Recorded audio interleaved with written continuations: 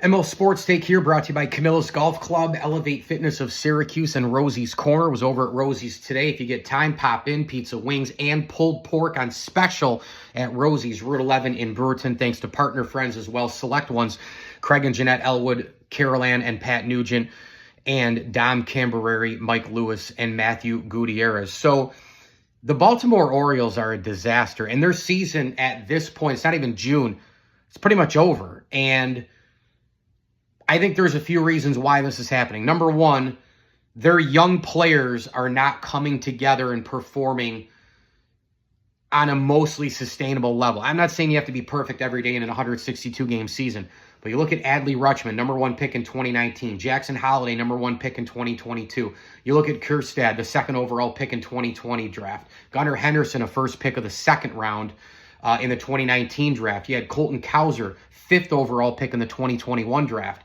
It's a lot of talent there, a lot of top picks, and they're just not doing it together.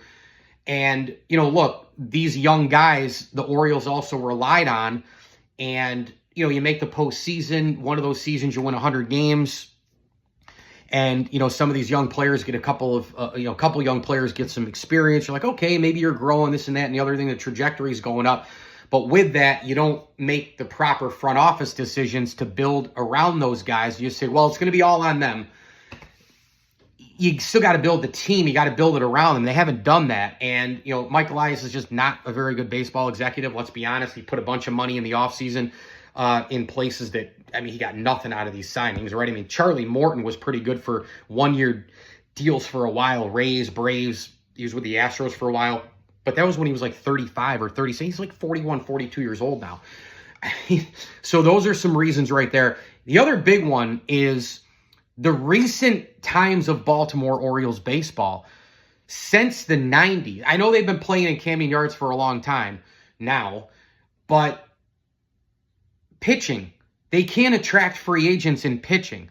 You know, I mean, Mike Mussina was there and a host of other pitchers have been there. And they've pitched in Camden Yards. I mean, look, if you're an elite pitcher, you're a great, I mean, like a Hall of Fame pitcher, you can pitch probably in any ballpark, obviously. And Mussina pitched for multiple teams in multiple ballparks, and he's got a plaque in Cooperstown. But like Corbin Burns was there. Corbin Burns had zero interest of staying there. If they had written him a big enough check, would he have stayed? We don't know.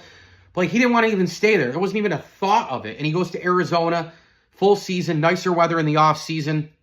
He takes money that probably the Baltimore Orioles could have spent to keep him and be an ace there. He had no interest in it. So they can't get pitching. They can't keep pitching. The young players aren't developing correctly. They've relied too much on those young players. And the front office is such a disaster that they don't know how to roster build. And this is all coming after drafting these big players, where it should almost come as second nature. It should come a little bit easier. If you are so bad for so long and you're picking all these top guys, which doesn't really take that much intelligence. I know some guys could turn out to be a bust and bad luck can happen. You can't be perfect all the time. I get that. They're not all going to be Bryce Harper, Ken Griffey Jr., etc.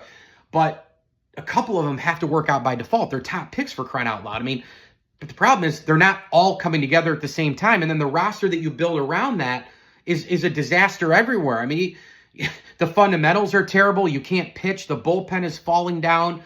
You know, there's just roster construction's poor, and Baltimore should be a top payroll team every year. They're in a big market. They have monster TV deals. The revenue's ripping through Major League Baseball, and they're spending $70 to $80 million on garbage. And, you know, I mean, like, what are they doing right now, right? I mean, you know, Elias spent $75 million in the offseason. Just doesn't make a lot of sense with what they've done. So I think those are probably the collective things that have happened to the Baltimore Orioles. And if you're an Orioles fan, you want to feel more frustrated. Not only are you so bad coming off of some of those seasons where you thought their trajectory was upward, how about this? The division stinks and the league stinks. So if anything, you are on the way while the league is coming down. You should have been going up. Brutal times for the Baltimore Orioles. Brutal.